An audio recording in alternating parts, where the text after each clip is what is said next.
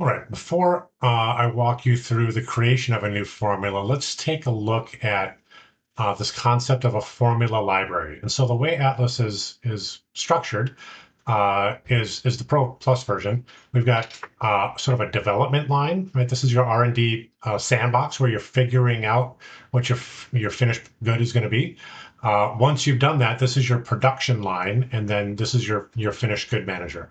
So in a development standpoint, right, as we're figuring out what our raw material combination is going to be, right, to get us to the chocolate that we're happy with, it's very unusual for me that I'll get it right the first time. And so when I look at the formula library, this is going to let me look at my project files, so to speak. And so every time I start a new effort, a new formulation from the home screen, it's going to automatically consider it a new project and give it auto assigned it a project number. And so the first one, where I was creating a dark chocolate 70% Ecuadorian, it was project number 1, and then project number 2, and then project number 3, and project number 4.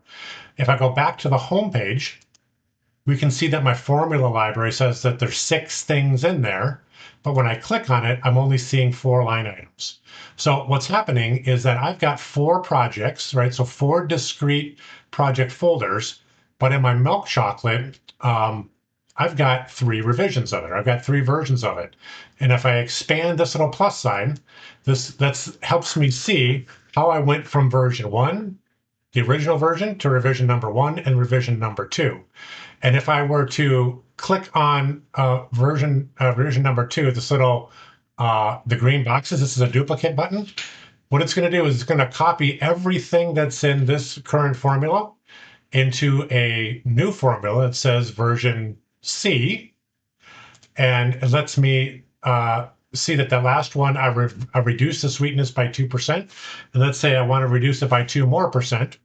Where's my sugar? So I'm going to take this from 36 to 34, and just for ease, I'm going to put it into non-fat dry milk and save it.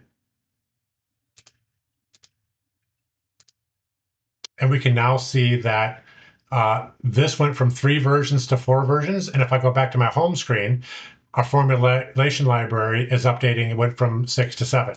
And so it becomes a way for me to see the history as my project unfolds, as I went from this to this to this to this, because I know that in 2 years from now, I may look back at this and go, oh man, how did I get to this milk chocolate formula? Why I remember that this isn't what I thought was going to happen, but how did I get to this point? And then as I go through my notes, and I can keep notes in this file, we'll see that in the next video. I can track the development as it goes from 0002 to A to B to C. And then ostensibly, let's say that I'm happy with this version 2, the 0002C, I can then promote this one and only this one into my production library, so that my production library doesn't get crowded with all these developmental things that I'm never going to take to, put into commerce and onto my production equipment. So this is a high-level overview of how the formulation library works before we get into developing the new product.